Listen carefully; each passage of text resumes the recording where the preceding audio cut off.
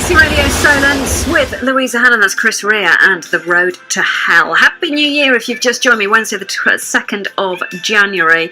And we're back down to earth with a bump today, as you've been hearing. Passenger groups and opposition parties have condemned the latest rise in rail fares, which have gone up by an average of 3.1% in England. Transport Secretary Chris Grayling acknowledged that 2018 had been hugely frustrating for passengers, but says the network is now seeing record investment. The fare increases are higher than they should be because the unions demand, with threats of national rail strikes if they don't get them, higher pay rises than everybody else. So, typical pay rises in the rail unions are well over 3%. That's what drives the rising cost. But Labour leader Jeremy Corbyn called for more government investment in the railways and a properly integrated transport system as he met protesters at King's Cross Station in London.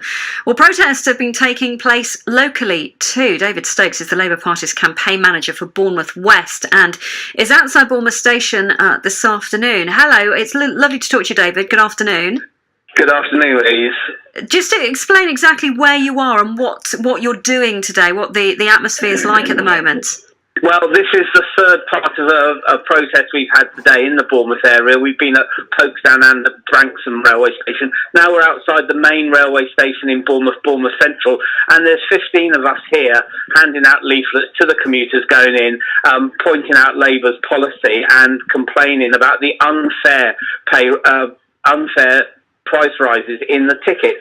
And I have to say, the introduction you did, this has got nothing to do with the pay rises that the train workers have been asking for this year. That is totally misleading. So that's what Chris Grayling, the Transport Secretary, has said. What is it down to then? The rises in fare are governed by the conditions of the franchise, which the government set up. There is absolutely no coordination between pay rises and fare increases. The fare increases are down to the government and the way they connect them to RPI. It's in the franchise. It's got nothing to do with any pay and conditions that the rail workers receive.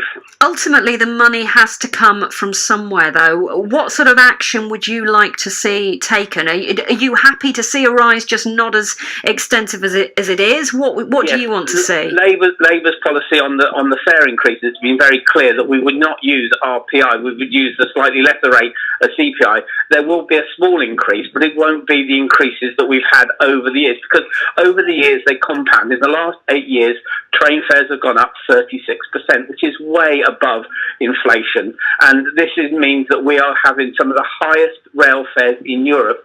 You only have to look abroad to see where we're paying 60p a mile. In Europe, they're paying 15 to 20p a mile. We're paying more than 3 times as much. What is the feeling like amongst the passengers that you're speaking to, both at Bournemouth now and at Folkestone and Branksome earlier? There is a lot of support for our campaign to get to bring the railways back under government control, and this will not cost anything, because once the franchise come up for renewal, the Labour Party have said that they want to bring it under control, to have it coordinated, that we don't have lots of different companies. Now, we have in this area where you're covering, we have a franchise that has got less than 42% of the trains run on time, and more than 7% of them have been cancelled. That is not acceptable when they are putting up fares like they are at the moment.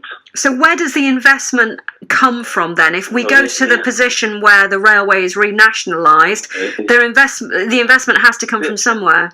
Yeah, the investment is coming from the government at the moment, but it is going into private companies, which the shareholders are taking the money away. We want that money to be invested. The franchises that have been taken out of private control and run by the public have been good franchises. Up in the railways from London to Scotland, which was taken under public control, was improved, and the money gets invested. We do not believe it should go into private companies and the money go offshore, which many of them do. So we would like to see investment by the government, but it will be investment that will be ploughed back in and not taken away. Just finally then, David, what are you doing as Labour Party's campaign manager for Bournemouth West to make these things happen? Well, Well, we've been out gathering support because it is going to come down to the next general election, and we're very clear about this. We will bring about, this is one of the major planks of Jeremy Corbyn's campaign, is to get a better coordinated transport system, and that is to bring the railways back under public control. And that's not going to cost money because we will not be giving money to the companies. It will come in when these franchises are up for renewal. David, thank you very much indeed for your time this afternoon. David Stokes, who is the Labour Party's campaign manager for Bournemouth West, speaking to us live outside Bournemouth Station.